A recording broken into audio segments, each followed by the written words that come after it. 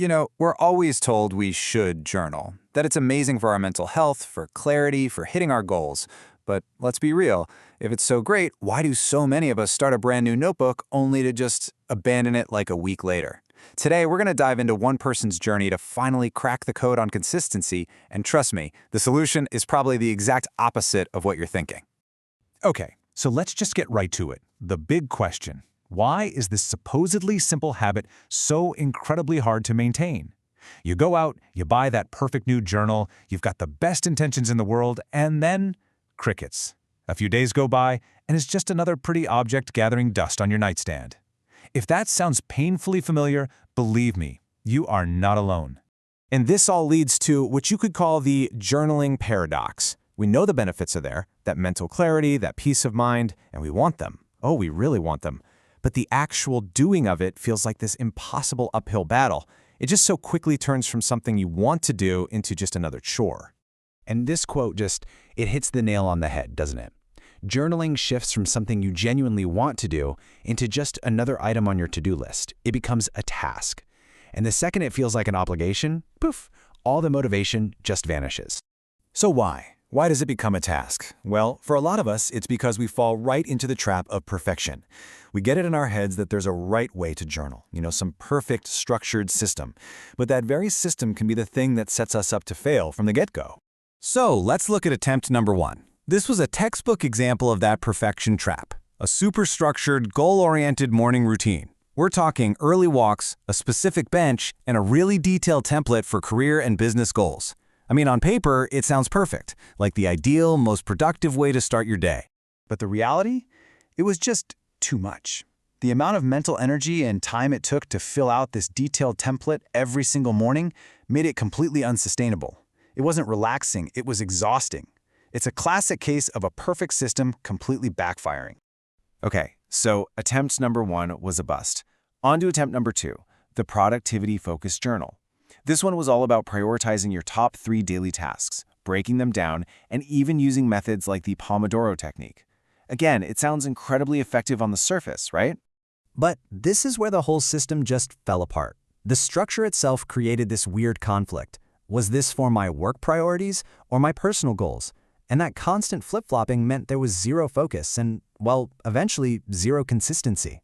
It's just more proof that even a great system will fail if it doesn't actually fit into your real life.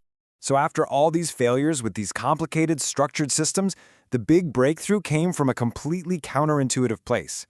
The answer wasn't to find an even better solution. It was to get rid of the solution entirely, to just abandon the systems, the templates, and all the rules. And this brings us right to the turning point, the unstructured breakthrough. This is that aha moment where letting go of all the rules and all the expectations became the secret ingredient to finally making it stick.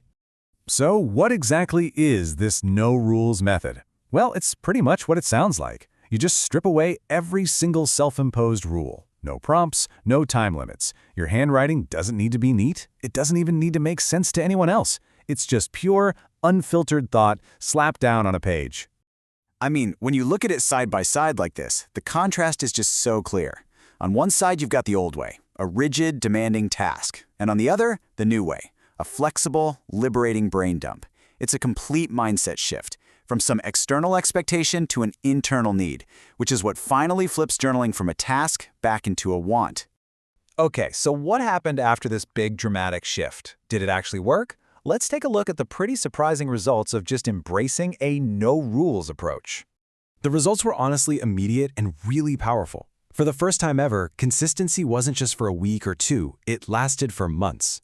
And that led to more mental clarity, this huge sense of relief, and just feeling way more prepared and at peace with the day ahead. The key thing here is that it wasn't just about finally sticking to a habit. It was about the genuine positive impact that habit was finally having. This quote really gets to the core of why it works. The magic isn't in crafting these perfect, beautiful sentences. It's in the simple act of getting your thoughts out of your head. Just dumping them onto paper, no matter how messy, is what gives you that relief and clarity. It just feels good. But listen, the biggest takeaway here isn't that unstructured journaling is the only way to do it. The real lesson is way broader, and it's much more personal. It's all about finding what actually works for you. And this is the ultimate point, right? We're all wired differently. For a super-structured planner, maybe this no-rules method is the breakthrough they need.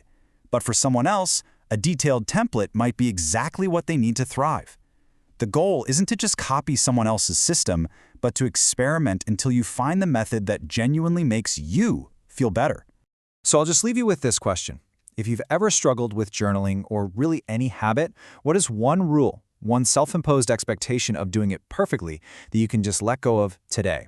Because breaking that one little rule might just be the key you've been looking for to finally get started and, more importantly, to keep going.